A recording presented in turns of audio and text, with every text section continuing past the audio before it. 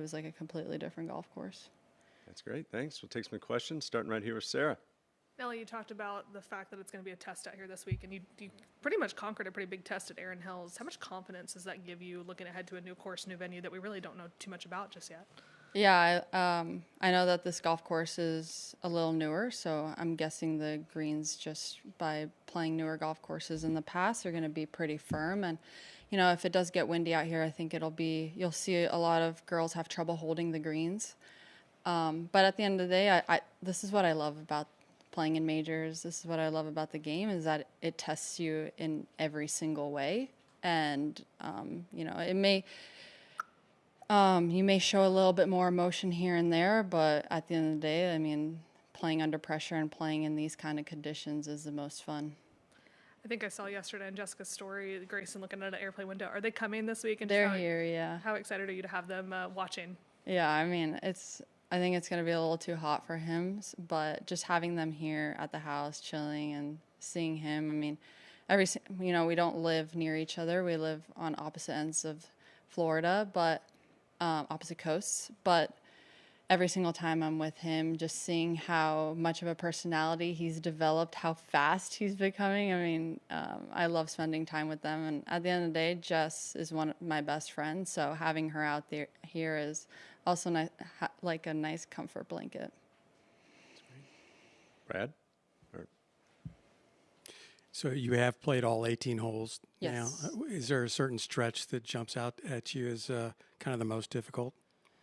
I think it all plays pretty difficult depending on the wind. You know, all the par fives are pretty much 3-shot holes for me. So just dialing in, you know, the downwind holes I think are going to play probably the hardest, just because it's quite hard to hold the green. And if you do hit it a little bit short with that fluffy Bermuda, it kind of just stays. So you can't kind of play for a run up. But I just think every hole kind of looks really different. So I think just you just have to pay attention all 18 holes, and that's kind of what's great about major championships, is that you have to give 100% to every single shot on every single hole. You can't kind of disconnect a little and be like, okay, this is an easier hole, a little bit of, you know, I can take a deep breath and maybe bounce back with a birdie, because every shot out here, I mean, the rough is so thick. It's a Bermuda rough where it just sinks to the bottom, and it's really hard to get it out. So it's just every shot's going to be really demanding. And if you don't mind, an off-course question. There's a lot of buzz about your appearance on Happy Gilmore. Yeah. How much time did you spend like filming that? It was just a day, and it was so much fun. Got to do it alongside Nancy Lopez, which was super fun, and to meet Adam Sandler and just be part of that whole experience, kind of stepping outside my comfort zone, was a lot of fun, and I'm super grateful I was part of it. Thanks. Alex? Nelly, something you do a little bit more in your comfort zone off the course is a YouTube video we recently saw where you went shot for shot with current PGA champion Scottie Scheffler hitting some wedges. Those experiences like that when you're creating content, is that purely a release for you, or do you kind of get something competitively out of, you know, experiences like playing head-to-head with him? That content we actually shoot at the end of the year with TaylorMade. We have like a 2-day shoot with them where we create really fun videos. I get to see the guys that represent TaylorMade, and we all get to kind of spend time together, talk about our seasons, and at the end of the day, create fun content that maybe we normally wouldn't do for fans out there. So yeah, it's fun getting to do, you know, something with Tiger, getting to do something with Scottie. I mean, was a lot of fun. And what were your impressions of what Scottie was able to do at Quail Hollow, and how you can mimic some of that here this week? Yeah, I mean, he's just an incredible player, incredible human being, and how consistent he is week in, week out. I mean, that's something to look up to. Jill? 15 winners on tour this year, no multiple winners. I'm wondering what you make of that. Yeah, I mean, it's golf. Every year is just so different. I mean, last year coming into this event, I think, you know, I had 5 wins. And I think even Hannah Green had multiple wins under her belt too coming into this event. So it's just golf. I mean, you just kind of have to ride the wave, and the competition is getting better and better every year. And to win once, to win twice, I mean, it's really good. Wondering if you had any more interactions with Craig this week, and I know he's been working the range. What that's been like, if so? Yeah, so we met briefly today. I was warming up. I had an early pro-am, and we met maybe for like 3 minutes because I was warming up. But hopefully we can catch up this week. I mean, obviously, it's probably very busy for him this week, also for me with it being a major. So we have some time to catch up, and I'm sure, it's great to see him making his rounds and introduce himself to each player. It's already going in a great direction there. Amy? Nelly, ahead of the U.S. Women's Open, you said you put in a lot of time working on your game. What did you focus on coming into this major championship? Yeah, playing 2 weeks in a row. Major championships are very mentally demanding, especially coming off from Erin Hills, and then played ShopRite the week after that. So took the first 2 days and just really didn't touch a golf club, tried to take a rest, and then just tried to dial in, what I kind of saw was not going so well at ShopRite, maybe my irons, just a little bit of putting. So just trying to always work on stuff that I kind of see I need to improve on.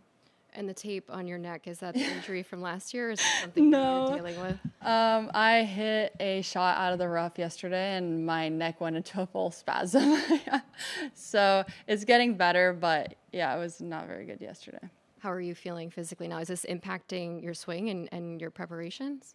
A little, yeah. I mean, obviously with the injury that I had last year, every single time something kind of flares up in my neck now, I think I feel it a little bit more than what I used to. But, I have a great physio, takes care of me, and trying to work through it. But I'll be ready by Thursday. And where did it happen yesterday? You were On one of the holes on the front, the rough, yeah. Just golf. Yeah. Juan? So I guess that's a good example of what you're saying of the majors testing everything. Yeah, Even your even your physical, body. Yeah. Even your body, no? So I wonder, how do you deal with it? I mean, how do you structure your week to be able to withstand the mental and the physical pressure? Yeah, it's going to be hot this week too, so making sure you're rested, and depending on how your body feels, you have to kind of make a plan just how your body feels and be smart about it. Yeah. What about the mental part? Mental part, I mean, I feel like, you've played in so many major championships, you've played in so many events that you just have to go out and give it your all. Nelly, you called Erin Hills kind of a heartbreaker with how it ended. I'm curious, just over the course of your career, whether it's a poor shot, poor hole, or a tournament that you come up short, how do you mentally, what's the key to kind of getting to move past that and getting back on the horse? I think it just makes you hungrier. I mean, for me, I hate making mistakes. Obviously, I love winning, and you don't get to win often, but there's nothing like it being in contention. So I think that's what kind of makes me hungrier to come back and to work harder and put myself into that position. I mean, at the end of the day, I did put myself into that position. I was still in contention and feeling the adrenaline rush on 18. Trying to win a major championship, that's the reason why I play this game, and I love it so much. So you can look at it in a positive way, you can look at it in a negative way, but at the end of the day, I think, 3 weeks after, or 2 weeks, 3 weeks after, I can spin it in a positive way, and it's going to make me hopefully hungrier. And then there's been a lot of talk about Rory and getting the career Grand Slam and trying to find the next mountain to climb. As someone who's achieved a lot in this game and has checked off dreams, I'm sure, how did you find your ability to both enjoy achieving dreams but then find the next thing to climb? I think it's just by loving the game, by inspiring the next generation, seeing all the little girls. Like today, I had a girl come up to me and she gave me another Lego set. It was so cute, but I'm getting them every week now. I love it. It's saving me money. But I mean, moments like that, interactions like that, I mean, that fuels my love for the game, and then competing against the best players in the world. I think it all comes down to, like, if you internally want it, and that's a question you always have to ask yourself. Great. Oh, Sarah?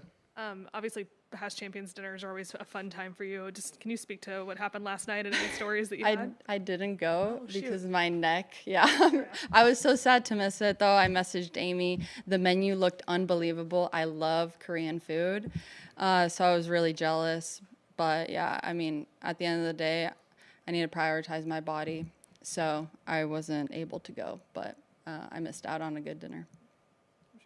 Yeah. Thanks for your time, Nelly. Thank you. Appreciate it. Thanks. Thanks, man. Appreciate you.